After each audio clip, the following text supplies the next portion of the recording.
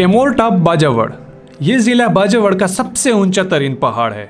इसको कोह मोर भी कहा जाता है और इसको 3 चोटियों वाला पहाड़ भी कहा जाता है। ये बाजावड़ के तमाम इलाकों से दिखाई देता है और जब मौसम साफ हो तो पेशावर से भी कभी कभार दिखाई देता है।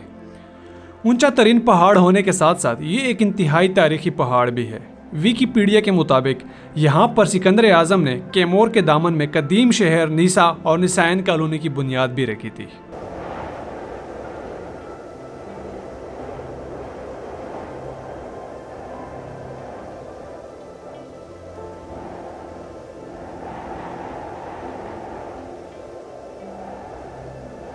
कैमोर तक जाने के लिए आपको तख्त पहले आना पड़ता है। यहाँ पर गाड़ी पार्क करके फिर यहाँ से पैदल सफ़र शुरू होता है और यहाँ तख्त तक का रोड इंतहाई बेहतरीन है।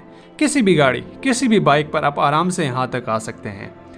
कैमोर की हाइक सख्त होने के साथ साथ इंतहाई स्लिपरी है, इसलिए अपने साथ अच्छे शूज़ ले आएँ और अच्छे शूज़ पहनकर अपना सफ़र शुरू करें। राइट, तो गाड़ी हमने नीचे पार्क कर लिया तख्त पर। वहाँ पे FCL कार था, उससे हमने बता दिया गाड़ी का गांव था। गांव में मैंने शूट नहीं किया। गांव क्रॉस करके यहाँ पे ब्लॉग शूट करे। छोटा सा है गांव, 3 मिनट में ख़त्म हो जाता है। यहाँ से फिर असली हाइक शुरू हो जाती है और यहाँ से आपको पीछे पहाड़ भी नज़र आता है। तो देखते हैं, लोग कुछ बता रहे हैं 2 घंटों में, कुछ बता रहे हैं 3 घंटों में, कुछ बता रहे हैं 3.5। तो देखते हैं फजल, इंशाल्लाह। तुम क्या कहते हो, कितना टाइम हो जाएगा? लोग तो कहते हैं कि 2.5-2 घंटे लग जाएंगे। हमारे टाइम के मुताबिक इंशाल्लाह 2 घंटों में इंशाल्लाह कर 2 लेंगे घंटों। इंशाल्लाह। यहाँ से आगे आबादी कम होना शुरू हो जाती है और दूर दूर तक कुछ ही घर नज़र आएंगे और यहाँ पर ख़वातीन काम भी कर रही होती हैं।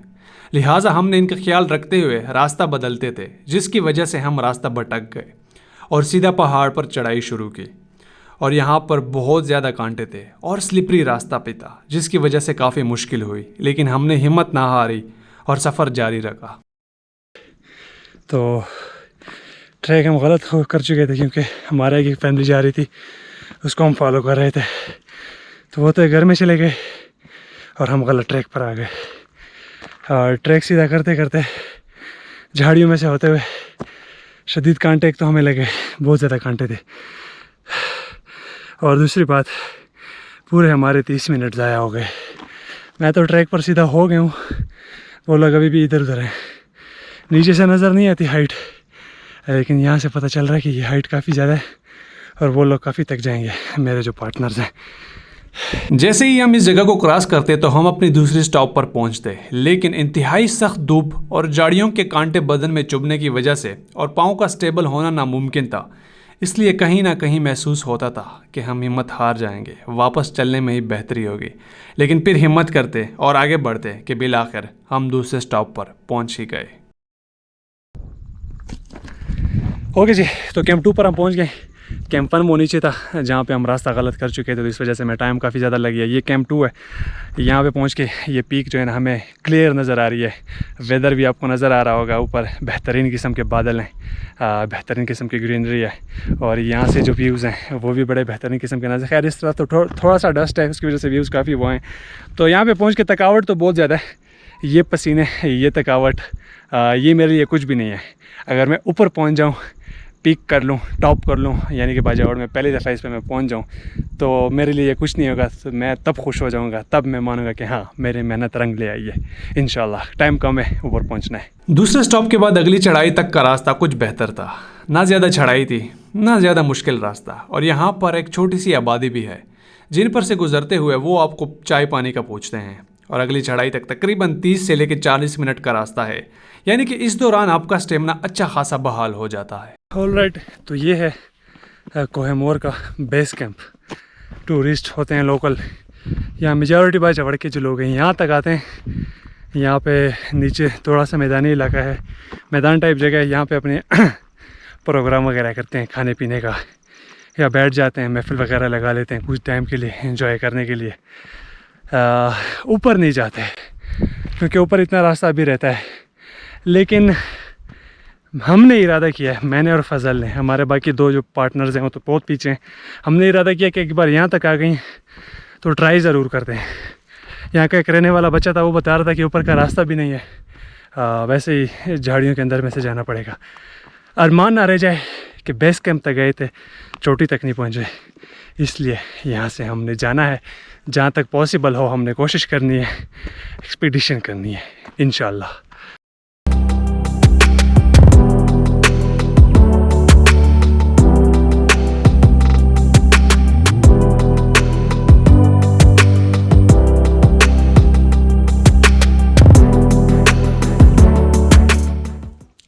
ऑलराइट, बहुत सारा डिस्टेंस कवर करने के बाद ये है फर्स्ट पीक, यानी कि हमारी डेस्टिनेशन। होपफुली 30 मिनट्स में पॉसिबल है, और हमारे पास हैं भी 30 मिनट्स, क्योंकि 10 बजे तक मेरे पास टाइम है। 10 बजे तक जहाँ भी पहुँचे वापसी करनी है, ये मैंने कहा था। लेकिन ये फर्स्ट पीक है, होपफुली 30 मिनट्स में ईजी होगा। यहाँ पे गाँव वालों से हमने पूछा कि कितना टाइम लग जाएगा, उन्होंने तंजन एक जवाब दे दिया, अगर आपकी तरह कोई चले तो महीनों में भी मुश्किल है।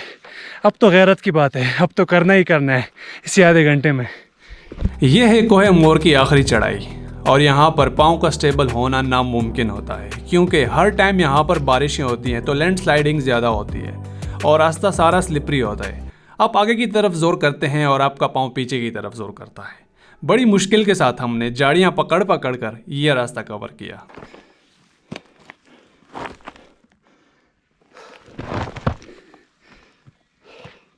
Oh, this is the top of Koh Moor. Yeah. And finally, I have done it. Exactly 10 बज रहे हैं। आधा घंटा हमारा ज़ाया हो गया। 2 घंटों में ये पीक हमने कवर कर लिए। तो फाइनली मैं फ़ख्र से कह सकता हूँ कि कोह मूर की एक्सपेडिशन मैंने 2 घंटों में कर ली, और बिल्कुल इस टॉप तक। बैकग्राउंड में आपको क्लाउड्स नज़र आ रहे हैं, क्लाउड्स के बिल्कुल पैरेलल हैं हम। सांस बहाल करता हूँ मैं, फिर आपसे बात करता हूँ।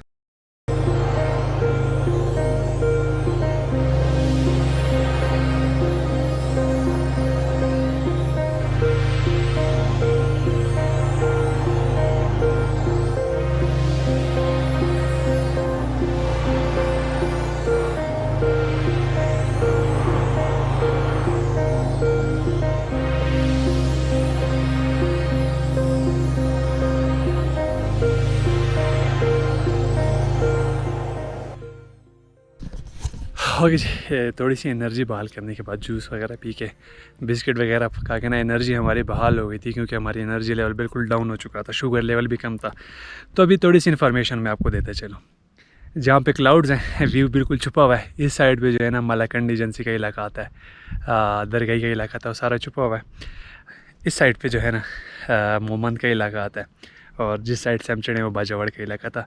तो इस पहाड़ की हाइट इतनी है ना कि ये इन एजेंसी के बीच में एक बाउंड्री का किरदार भी अदा करती है, और ये मेरे ख्याल से ये तीनों इलाकों से नज़र आता है, इसकी इतनी हाइट है।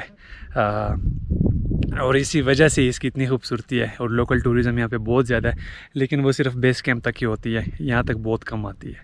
यहाँ पर आने का मज़ा तब आता है जब आपके पास ज़्यादा टाइम हो और अपने साथ खाने पीने का सामान ले आएँ और ज़्यादा टाइम गुजारें। और जब भी खाने पीने का सामान ले आएँ, मैं आपको नसीहत करूँगा कि वहाँ से उसको साफ़ भी करें, यहाँ पर गंदगी मत छोड़ें। तो हमने रिफ़्रेशमेंट के बाद वापसी का रास्ता इख्तियार किया, और वापसी के रास्ते के साथ मैं आपको बता दूं कि मैं अपने दोस्त फ़ज़ल मालिक और रिज़वान भाई का बहुत ज़्यादा शुक्रिया अदा करता हूं कि जिनकी वजह से मैंने बाजावड़ की खूबसूरती को एक्सप्लोर किया। उम्मीद है आपको भी पसंद आ गई होगी। मिलते हैं तब तक एक नए एपिसोड के साथ।